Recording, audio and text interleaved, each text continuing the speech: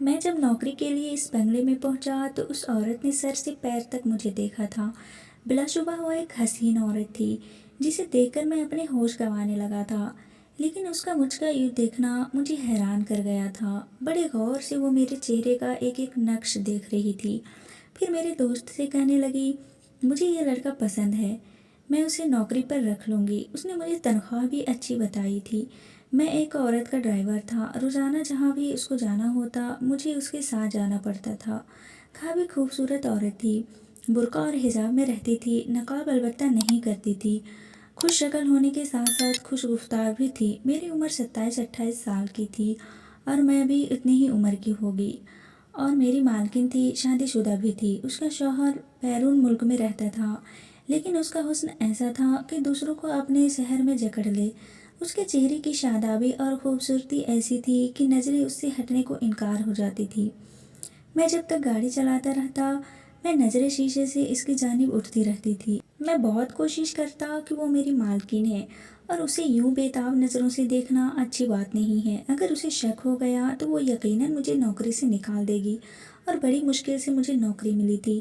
لیکن نہ تو میری نظروں پر میرا اختیار تھا جو اسے دیکھ کر بے خود ہو جاتی تھی، اور نہ ہی میرے دل پر اختیار رہا تھا جو اسے دیکھ کر اس کا دیوانہ ہو جاتا تھا۔ مجھے بس اس بات کا ڈر تھا کہ کہیں وہ میری نظروں سے غائب نہ ہو جائے۔ جس دن وہ میری نظروں سے آگاہ ہو گئی تو اس دن یقیناً میری نوکری سے چھٹی ہو جائے گی۔ لیکن شاید بھی میرا ایک خیال ہی تھا کہ ایک بار گاڑی چلاتے ہوئے گاہے بگاہے اسے دیکھ رہا تھا۔ اس کے چہرے پر ایسی چمک تھی کہ لگتا تھا کہ کوئی روشنی اس کے اندر سے پھوٹ رہی ہو۔ دل چاہتا کہ بس اسے دیکھتا رہوں۔ میں مشکل میں اس وقت آ گیا جب اس کا شوہر بیرون ملک سے واپس آیا۔ اسے دیکھ کر پہلے تو مجھے دھکا سا لگا تھا۔ وہ 55 سے 60 سال کی عمر کا شخص تھا، اس لڑکی سے ڈبل عمر اس کے شوہر کی تھی۔ وہ ایئرپورٹ میرے ساتھ ہی اپنے شوہر کو لینے کے لیے گئی تھی۔ اس دن کافی تیار تھی، چہرے پر میک اپ بھی کیا ہوا تھا۔ حسین اور دلکش تو وہ پہلے بھی تھی، لیکن آج تو اس کے چہرے کی شادابی رونق ہی الگ تھی۔ مجھے لگا تھا کہ اس کا شوہر اسے چند سال ہی بڑا ہوگا، لیکن اس کے شوہر کو دیکھ کر تو میری حیرت سے آنکھیں کھلی کی کھلی رہ گئی تھیں۔ سارے بال اس شخص کے سفید تھے۔ میرا دل اس کے ایک شوہر کو دیکھ کر بجھ سا گیا تھا، لیکن ابھی ایک اور بھی وجہ تھی جو مجھے ستانے اور پریشان کرنے لگ گئی تھی، اور یہ تھی کہ میں اس سے محبت کر بیٹھا تھا۔ اس لیے جب اسے اپنے شلکنگ ساتھ دیکھتا تھا میرے اندر ایک آگ سی لگنے لگ گئی۔ میرا خود پر قابو نہیں رہتا تھا۔ میرا جی چاہتا میں اس شخص کو خوبصورت اداؤں سے پیچھے کروں، کاش کہ وہ واپس بیرون ملک چلا جائے۔ رات کو جب اسے کوارٹر میں سونے کے لیے لیٹا تھا، میری مالکن کا حسین چہرہ میری آنکھوں کے سامنے آ گیا۔ گاڑی میں اس کا شوہر اس کا ہاتھ پکڑے بس یہی بتاتا رہا کہ وہ اس کے بغیر وہاں بے حد اداس رہا تھا، اور اب یہاں آنے کے بعد وہ کوئی کام نہیں کرے گا، سارا کا سارا وقت اپنی بیوی کو ہی دے گا۔ یہ بات جب مجھے دوبارہ سے یاد آئی تو میری نیند اڑ گئی۔ میں کروٹ نہیں بدل رہا تھا، چاہتا تھا کہ مجھے نیند آ جائے۔ ظاہر ہے وہ اس کی بیوی تھی اور اپنے شوہر کے آنے پر خوش بھی لگ رہی تھی، لیکن مجھے یہ خیال سونے نہیں دے رہا تھا کہ رات کو اس پہر وہ اپنے شوہر کی سنگت میں ہوگی، اس کی باہوں میں ہوگی۔ جتنا بھی اسے سوچتا، اس کی قربت اس کی قطری عورت کے لیے سوچتا، میری بے چینی بڑھنے لگتی۔ میری آنکھوں سے نیند کوسوں دور ہو چکی تھی۔ بار بار مجھے یہ خیال آتا کہ وہ دونوں ایک دوسرے سے محبت کی باتیں کر رہے ہوں گے، ایک دوسرے کے قریب ہوں گے، اور یہ خیال میری جان میرے اندر سے نکال رہا تھا۔ وہ عورت صبح ہی میرے ساتھ بازاروں میں نکل جاتی تھی، کبھی تو اپنی شاپنگ کرتی تھی، کبھی گھر کے لیے سامان خریدتی تھی، زیادہ تر باہر ہی گزارتی تھی۔ کبھی کبھی کھانا بھی کسی ریسٹورنٹ میں ہی کھاتے تھے۔ اب چونکہ میں اس کے ساتھ ساتھ ہوتا تھا، اس لیے وہ مجھے ہی اپنے ساتھ ریسٹورنٹ میں بھی لے جانے، کھانا بھی کھلا دیتی، مجھ سے باتیں بھی کرتی رہتی تھی۔ میرے لیے تو یہ وقت بہت قیمتی تھا۔ لیکن آج جب میں لاؤنج پہ گیا تھا کہ اپنے مالکن سے پوچھ سکوں کہ آج اس نے کہاں جانا ہے اور کب جانا ہے، تو لاؤنج میں وہ اکیلی نہیں تھی، بلکہ اپنے شوہر کے برابر میں بیٹھی تھی، اور اس کے شوہر نے اپنا بازو پھیلا کر اسے اپنے پہلو سے لگا رکھا تھا، اس کے بے حد قریب تھا۔ میں اچانک سے ہی لاؤنج میں داخل ہوا۔ سامنے یہ منظر دیکھ کر میرے اندر تو کوئی ادھم سا مچ گیا تھا۔ میں نے اپنا گلا خنکار کی موجودگی کا احساس بھی دے رہا تھا، لیکن اس کا شوہر بڑا ہی بے شرم قسم کا تھا، ذرا بھی ٹس سے مس نہیں ہوا۔ البتہ مجھے دیکھ کر وہ تھوڑا سا جھجکی تھی، ذرا سی اپنے شوہر کے پہلو سے پیچھے ہٹنے لگی، لیکن اس نے پھر سے اس کا اپنا ساتھ لگا لیا تھا۔ کہنے لگا دور مت رہو، میں بس چند روز کے لیے ہی آیا ہوں۔ تو کہنے لگے ملازمین کا تو خیال کریں، اور کہنے لگا ارے چھوڑو، یہ اتنے ہی لوگ ہیں، ان سے کیا شرمانا۔ پھر مجھے دیکھنے لگا، کہنے لگا بولو کیا کام ہے۔ میں نے کہا جی وہ بیگم صاحبہ نے اگر کہیں جانا ہے تو میں گاڑی اسٹارٹ کروں جو اب اس کے شوہر نے دیا تھا۔ کہنے لگا آج یہ کہیں نہیں جائے گی، بس میرے ساتھ ہی وقت گزارے گی، اس لیے تم چھٹی کرو، چاہو تو کہیں جا سکتے ہو اور اگر نہیں تو اسے اپنے کوارٹر میں بیٹھو جاؤ۔ یہ کہہ کر اس نے اپنا چہرہ اس عورت کے چہرے کے بالکل قریب کیا تھا۔ کہنے لگا تمہاری حسن نے تو مجھے ایک پل بھی وہاں چین نہیں لینے دیا، تمہارا یہ حسین چہرہ میری آنکھوں سے اوجھل ہی نہیں ہوتا، میری مجبوری نہ ہوتی تو میں کبھی بھی باہر ملک نہیں جاتا۔ اس کے جملے نے اور اس کے بے باک انداز دیکھ کر تو میرے سینے میں سانپ لوٹنے لگے تھے۔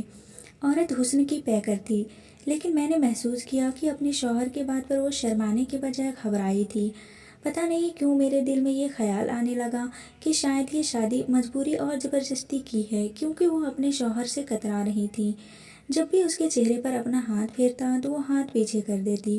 میں واپس اپنے کوارٹر میں آ گیا، لیکن پھر وہی بے چینی بے تابی مجھے تکلیف دینے لگی تھی۔ آنکھیں بند کرتا تو مجھے اپنی مالکن کے پہلو میں نظر آتی تھی تو میرا دل زور زور سے دھڑکنے لگتا۔ میں جھٹ سے آنکھیں کھول لیتا، ایسا منظر تو میں تصور بھی لانے سے گھبراتا تھا۔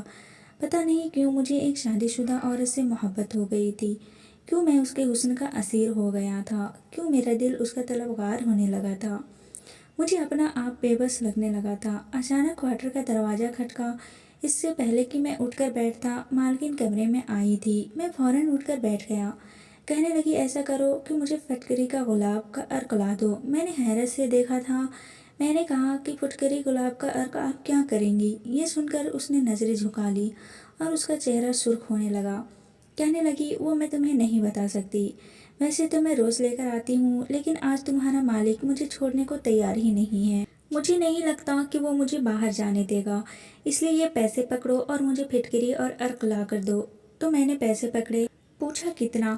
تو کہنے لگی کہ اس مال میں جانا جہاں سے میں گھر کا سامان لیتی ہوں، میرا نام لینا، پھٹکری گلاب کا عرق مانگو گے تو وہ تمہیں خود بخود دے دے گا۔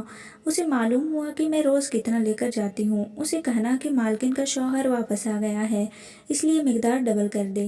یہ سن کر مجھے تھوڑا عجیب سا لگ رہا تھا۔ پھٹکری اور گلاب کا مالکن کرتی کیا تھی؟ اس بات سے کیا تعلق تھا کہ مالک آ گیا تو مقدار ڈبل کر دی جائے؟ بہرحال میں نے پیسے لیے اور اسی اسٹور میں گیا جہاں سے مالکن راشن کا سامان لاتی تھی۔ میں نے جا کے مالکن کا نام بتایا اور اس کا پیغام دیا تو وہ مسکرانے لگے، کہنے لگا ہاں ہاں سمجھ گیا، وہ بڈھا آیا ہے، اس نے پھٹکری کا گلاب کا عرق کی مقدار ڈبل کی۔ اس دکاندار کی بات نے مجھے کچھ تجسس میں ڈال دیا تھا۔ میں نے کہا کیا مطلب ہے؟ کہنے لگا چھوڑو یار، راز کی بات ہے۔ پھر اس نے مجھے پھٹکری کا گلاب کا عرق دے دیا۔ کہنے لگا لے جاؤ، دے دینا مالکن کو۔ میں سوچنے لگا کہ پھٹکری اور گلاب کے عرق میں ایسا بھی کیا راز ہے؟ مجھے تو یہ ایک عجیب سی بات تھی، یہ دونوں عام سی چیزیں تھیں، دکاندار یہ کیوں کہہ رہا تھا کہ راز کی بات ہے؟ اب میرا دماغ یہ سوچنے لگا تھا کہ آخر مالکن اس پھٹکری اور گلاب کے عرق کا کیا کرتی ہے؟ بہرحال میں نے وہ پھٹکری اور عرق رکھا، گاڑی میں بیٹھ گیا۔ ادھر پہنچ کر میں نے بجائے ملازمہ کو دونوں چیزیں پاس پکڑانے کے خود لاڈج میں چلا گیا۔ مالکن اس وقت خوبصورت لباس میں پہنی ہوئی تھی اور مالک شاید کمرے میں تھے، کیونکہ لاڈج میں وہ اکیلی تھی۔ وہ گھر کے باورچن سے مالک کی پسند کے کھانے کا بتا رہی تھی کہ ریاض کو بریانی بہت پسند ہے، اس لیے وہ بنا لو، قیمہ مٹر اسے بہت پسند ہے، وہ بھی پکا لو۔ جب میں لاڈج میں پہنچا تو مجھے دیکھ کر اس نے باورچن کو کچن میں بھیج دیا۔ کہنے لگی لے آئے میرا سامان۔ میں نے تو شاپر ان کے ساتھ میں رکھ دیا۔ شاپر دیکھ کر ان کے چہرے پر عجیب سی مسکراہٹ پھیلی تھی۔ کہنے لگی چلو شکر ہے کہ تم لے آئے، ورنہ تو نہ جانے کیا ہو جاتا۔ میں یہ سن کر اور بھی زیادہ تجسس ہو گیا تھا۔ میں نے کہا مالکن آپ کرتی کیا ہیں؟ تو وہ مجھے دیکھ کر نظریں چرا گئی، کہنے لگی کہ یہ تم چھوڑو، یہ تمہارے مطلب کی چیز نہیں ہے، خاص عورتوں کے لیے یہ ہے۔ یہ کہہ کر وہ کمرے کی جانب جانے لگی، پھر نہ جانے کیا سوچ کر پلٹی، مجھے دیکھ کر کہنے لگی کہ اپنے مالک سے کبھی مت یہ کہنا کہ میں تم سے پھٹکری اور گلاب کا عرق منگاتی ہوں۔ یہ بات میرے لیے اور بھی زیادہ تشویش کا باعث بنی تھی کہ مالک کے سن کر ایسا بھی مالکن کے ساتھ کیا کریں گے۔ کہ مالکن کی یہ بات مالک سے بھی چھپانا چاہتے ہیں۔ میرا تو دماغ کام کرنا چھوڑ گیا تھا۔ جو بات مجھے بہت معمولی سی لگ رہی تھی اور شاید اتنی بھی معمولی نہیں تھی، میں تو دوہری پریشانی میں ہو گیا تھا۔ ایک طرف میں چاہ کر بھی مالکن سے خیالات سے نکل نہیں پا رہا تھا اور دوسری جانب ارک اور گلاب اور پھٹکری نے میرا دماغ گھما کے رکھ دیا تھا۔ بہرحال میں نے سوچا کہ کیوں نہ کسی سے پوچھنے کی کوشش کروں، اور دوسرے ملازمین سے جلد اس بات کا ذکر کیا تو وہ بھی چپ چاپ سر جھکائے بیٹھ گئے اور ہنسنے لگے۔ تم چھوڑو، یہ صرف مالکن ہی نہیں بلکہ ہر عورت کرتی ہیں، اور گلاب ارک استعمال کرتی ہیں۔ یہ بات میرے لیے حیران کن تھی کہ قطر کی عورتیں گلاب کا ارک اور پھٹکری کیوں استعمال کرتی ہیں۔ چوکیدار اور دوسرے ملازمین شاید جان بوجھ کے یہ کہہ رہے ہیں۔ بہرحال میں نے سوچا کہ مجھے اس دکاندار کی ہی منت سماجت کر کے پوچھنا چاہیے کہ آخر یہ پھٹکری اور گلاب کے ارک کا کیا چکر ہے۔ میں دوبارہ اس دکاندار کے پاس چلا گیا، اس سے پوچھنے لگا تو وہ کہنے لگا کہ تمہیں شاید اندازہ نہیں ہے کہ قطر کی عورتیں پھٹکری اور گلاب کے ارک کا کس قدر مجھ سے لے جا کر جاتی ہیں۔ سمجھو، یوں آتا ہے یوں چلا جاتا ہے۔ میں تو ڈبل قیمت پر دونوں چیزیں بیچتا ہوں۔ جتنا منافع مجھے پھٹکری اور ارک گلاب بیچنے سے ہوتا ہے، کسی اور چیز کی بیچنے سے نہیں ہوتا۔ یہاں کی عورتیں اسے لازمی استعمال کرتی ہیں۔ بہرحال اس شخص نے مجھے یہ تو ضرور بتایا تھا کہ قطر کی عورتیں پھٹکری اور گلاب کے ارک بیچنے کتنے دیوانی ہیں، لیکن یہ نہیں بتایا تھا کہ آخر یہ کرتی کیا ہے۔ میرے مالک ایک ہفتے بعد واپس چلے گئے تھے۔ ان کے جانے پر سب سے زیادہ میں خوش ہوا تھا، کیونکہ اب زیادہ سے زیادہ مالکن اپنا وقت میرے ساتھ گزارتی تھی۔ میں نے یہ محسوس کیا تھا کہ جیسے اب وہ زیادہ آزاد اور خوش ہیں، ورنہ مالک جب ادھر ہوتے تھے تو ان کے چہرے پر ایک عجیب سی بیزاری سی ہوتی تھی۔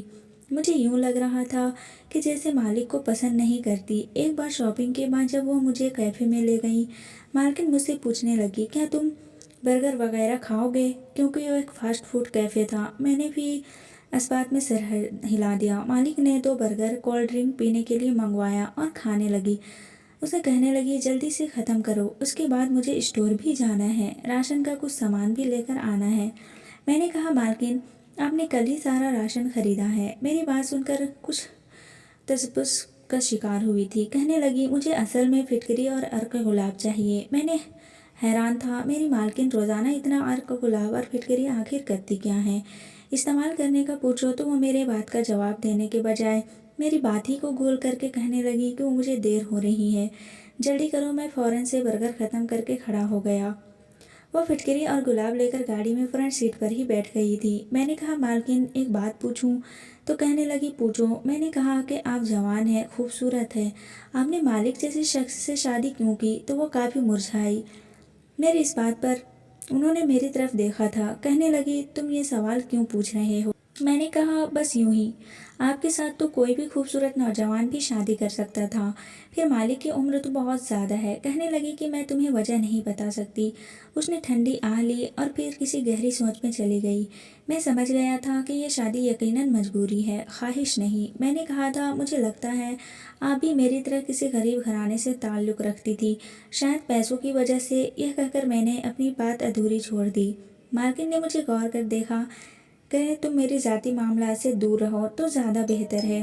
مجھے اچھا نہیں لگتا کوئی میری ذاتی زندگی کے بارے میں سوال کرے، اور وہ بھی ایک ملازم۔ مجھے نہیں لگتا کہ تمہیں اپنی اوقات بھولنی چاہیے۔ میں نہیں جانتا تھا کہ وہ مجھے 2 منٹ میں یوں بے اوقات کر سکتی ہے۔ میں تو جتنا بھی حیران ہوتا اتنا کم تھا۔ وہ تو مجھ سے بہت سی باتیں کرتی تھی، بڑے بڑے مشورے بھی لے لیا کرتی تھی۔ کبھی شاپنگ پہ جاتی تو پوچھ لیتی تھی کہ مجھ پہ یہ رنگ کیسا لگے گا۔ میں بھی دل کھول کر ان کی تعریف کرتا تھا۔ یہ میرے سوال پر ان کا مجھ سے یوں کترانا اور یوں میری اوقات یاد دلانا مجھے برا لگا تھا۔ بہرحال اس کے بعد خاموشی سے ہی میں نے گاڑی چلائی اور انہوں نے گھر تک پہنچا دیا۔ اگلے روز وہ پھر شاپنگ کے لیے تیار تھی۔ اس بار جب انہوں نے مجھ سے اپنے کپڑے خریدنے کے لیے مشورہ مانگا تو میں خاموش رہا۔ کہنے لگی، تم سے کچھ پوچھ رہی ہوں، بتاؤ یہ رنگ مجھ پہ اچھا لگے گا؟ میں نے کہا، میری یہ اوقات نہیں کہ میں آپ سے یہ کہہ سکوں کہ یہ مت لیں اور یہ لے لیں۔ آپ مالک لوگ ہیں، جو بھی پہن لے اچھا لگے گا، اور میرے خیال سے آپ کو مجھ سے نہیں یہ سوال مالک سے کرنا چاہیے، کیونکہ یہ سب پہن کر تو آپ نے انہی کو دکھانا ہے۔ مجھے تھوڑی میری بات سن کر خاموش ہو گئی۔ کچھ سوچنے لگی۔ اس نے کوئی بھی لباس اپنے لیے نہیں خریدا تھا۔ कहने लगी घर वापस चलो। जब मैं गाड़ी में बैठा तो वो भी फ्रंट पर बैठ गई। कोई बात नहीं की थी। फिर खुद से कहने लगी, मैं एक औरत के पास किसी बिकाऊ माल की तरह आई थी। मैं नहीं जानती थी कि कब कैसे, लेकिन बचपन में मुझे अगवा कर लिया गया था। कुछ अर्से अंग्रेजी औरतों ने पाला, हमें अच्छा खिलाती थी, पहनाती थी, लेकिन मैं नहीं जानती थी कि हमारे साथ ये कौन नेकी क्यों की जा रही है। लेकिन जैसे ही जवान हुई तो पता चला कि वह औरत हमसे बदकारी कराने का इरादा रखती है। मुझे गुनाहों से बहुत डर लगता था और उस अज़ियतनाक ज़िंदगी का मैं हिस्सा बनना ही नहीं चाहती थी। लेकिन प्यार में क्या कुछ होता है। तुम्हारा साहब मेरा पहला गाहक था। मुझे देखते ही मुझ पर दिल हार बैठा था। मैं इस वक्त महज 16 साल की थी। मेरी कीमत इस शख्स ने मुँह मांगी अदा की थी, क्योंकि मैं कुंवारी थी। कुंवारी लड़की का पहला सौदा लाखों में होता है। मुझे रोता देखकर उस शख्स ने वजह पूछी थी। मैंने कहा कि मुझे ये ज़िंदगी नहीं गुजारनी। मुझे मर्दों से डर लगता है और इस काम में तो रोज़ एक नया मर्द आ जाएगा। कोई नोचेगा, कोई मारेगा, अपने जुनून का नशा बनाएगा। ऐसा करो साहब, मुझे खरीद लो। सारी ज़िंदगी तुम्हारे गुलाम बनकर रह लूँगी। वह कहने लगे कि मेरी बात सुनकर उस शख्स ने कहा कि इस बात का क्या सबूत है कि तुम सारी ज़िंदगी मेरे साथ बावफा रहोगी। तुम कम उम्र में हो, खूबसूरत हो, मैं तुम्हें खरीद लूँ, चंद साल बाद जवान हो जाओगी तो मुझे छोड़कर चली जाओगी। मैंने कहा नहीं जाऊँगी, मुझसे निकाह कर लो। निकाह का रिश्ता तो ऐसा मजबूत होता है कि औरत सारी ज़िंदगी इस शख्स के नाम पर गुजार देती है। फिर इस शख्स ने मुझसे निकाह कर लिया। मेरी मुँह मांगी कीमत इस औरत को देकर मुझे खरीद लिया, लेकिन वो पहले से शादीशुदा था। जब मुझे अपने घर लेकर आया तो उसकी बीवी ने फसाद पूरा कर दिया था। कहने लगी कि इसे बाहर निकालो, मैं इसे बर्दाश्त नहीं करूँगी।